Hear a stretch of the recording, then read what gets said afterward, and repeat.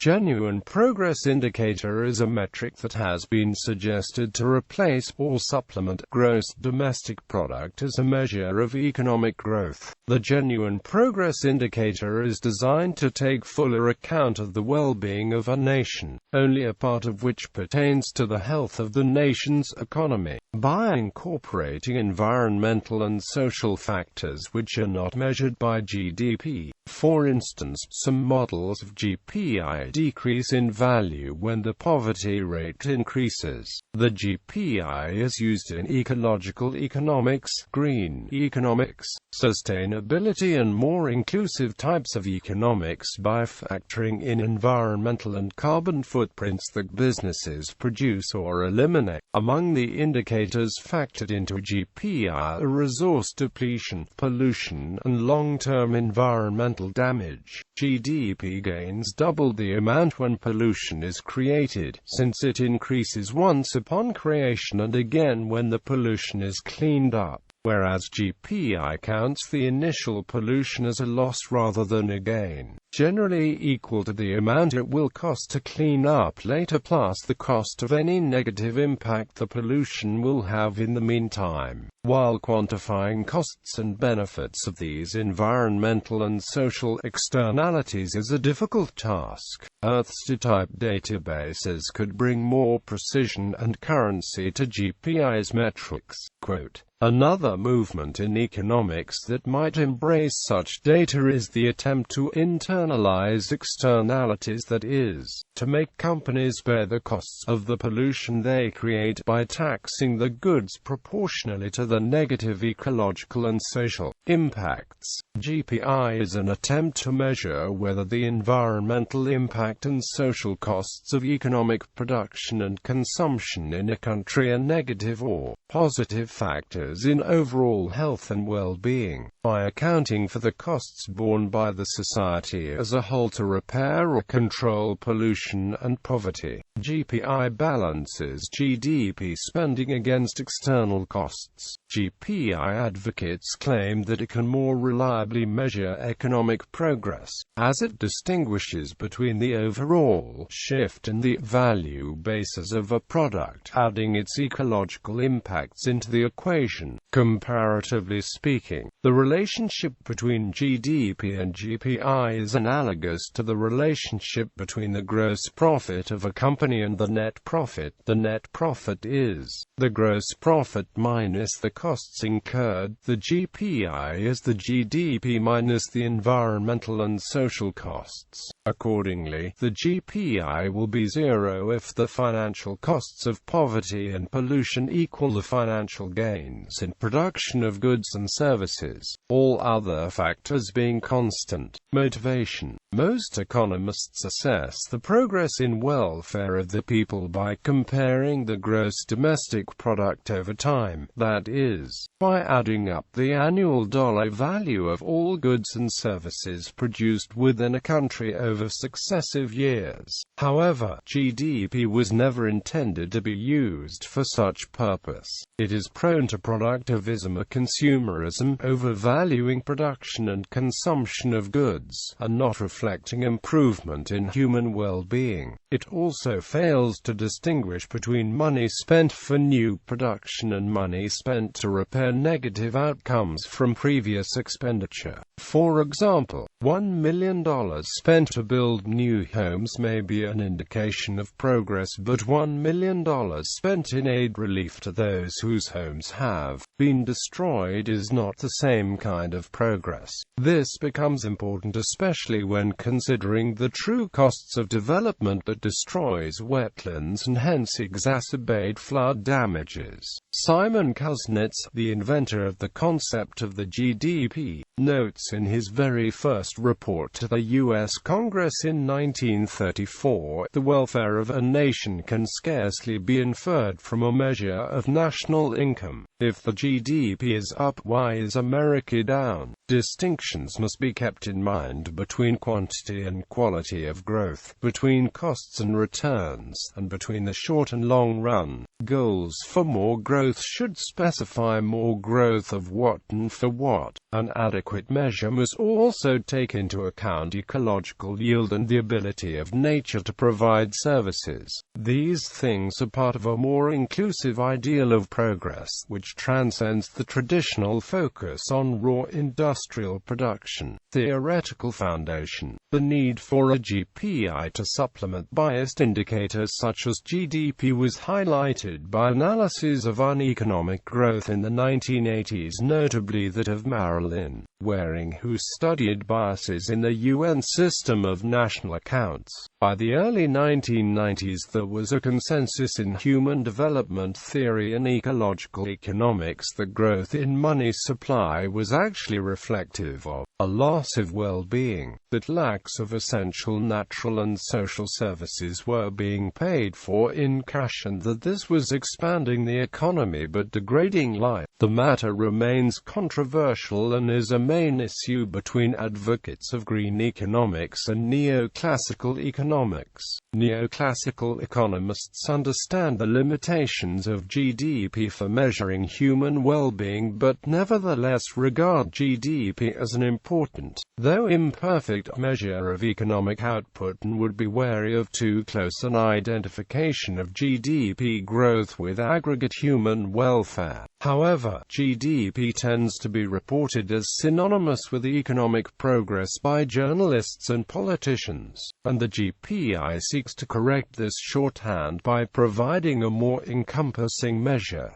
Some economists, notably Herman Daly, John B. Cobb and Philip Lorne, have asserted that a country's growth, increased goods production, and expanding services have both costs and benefits, not just the benefits that contribute to GDP. They assert that, in some situations, expanded production facilities damage the health, culture, and welfare of people. Growth that was in excess of sustainable norms had to be considered to be uneconomic. According to the threshold hypothesis developed by Manfred Max Neef, the notion that when macroeconomic systems expand beyond a certain size, the additional benefits of growth are exceeded by the attendant costs. This theory is borne out in data comparing GDP capita with GPI capita from 17 countries. The graph demonstrates that while GDP does increase overall well-being to a point, we see that beyond $7,000 GDP capita, the increase in GPI is reduced to remain stagnant. Similar trends can be seen when comparing GDP to life satisfaction, as well as in a Gallup poll published in 2008. According to Lorne's model, the costs of economic activity include the following potential harmful effects: cost of resource depletion, cost of crime, cost of ozone depletion, cost of family breakdown, cost of air, water, and noise pollution, loss of farmland, loss of wetlands. Analysis by Robert Costanza, also around 1995, of nature's services and the value showed that a great deal of degradation of nature's ability to clear waste, prevent erosion, pollinate crops, etc., was being done in the name of monetary profit opportunity. This was adding to GDP but causing a great deal of long-term risk in the form of mudslides, reduced yields,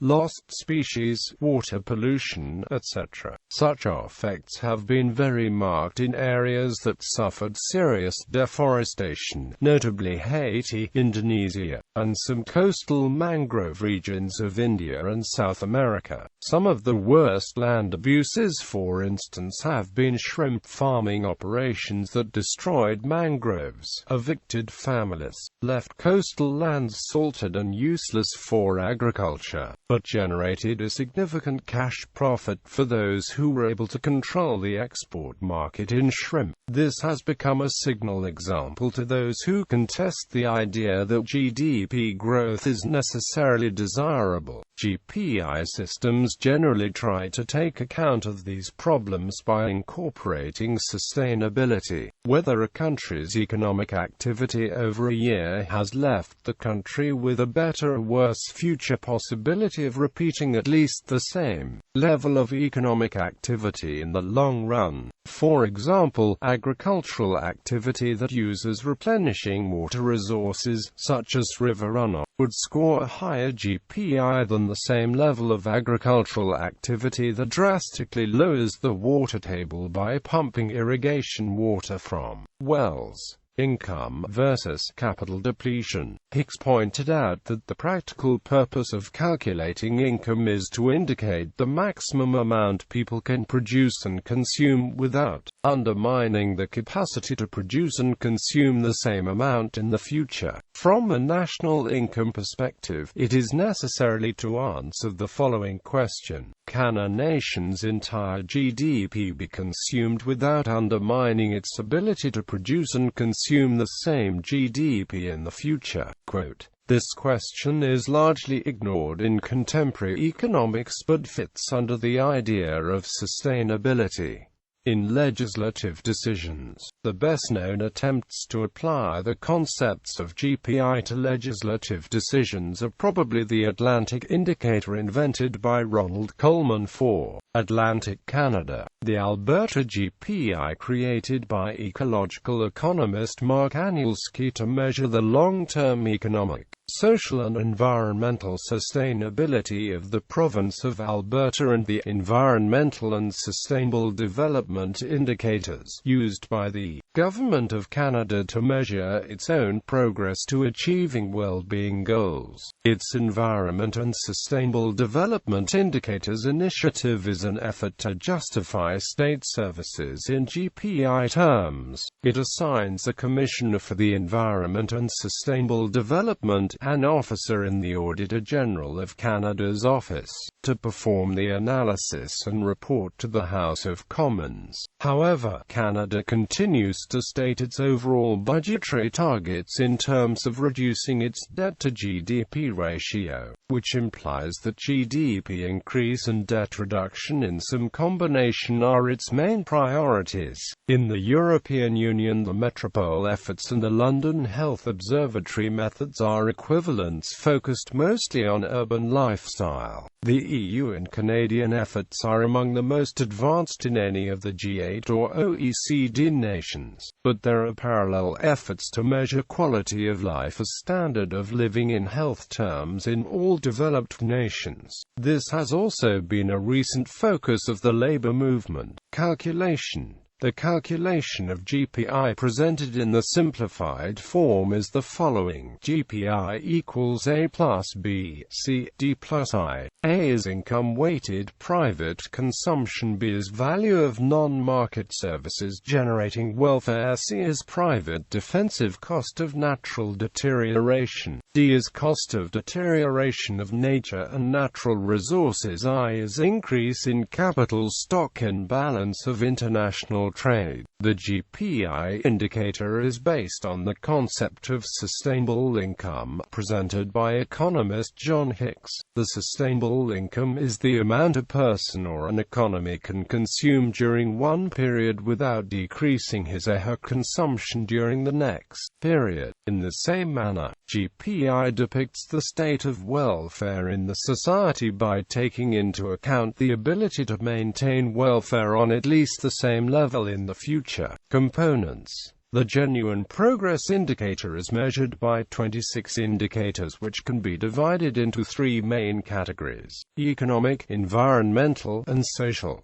Some regions, nations, or states may adjust the verbiage slightly to accommodate the particular scenario. For example, the GPI template uses the phrase carbon dioxide emissions damage, whereas the state of Maryland uses cost of climate change, because it also accounts for other greenhouse gases such as methane and nitrous oxide.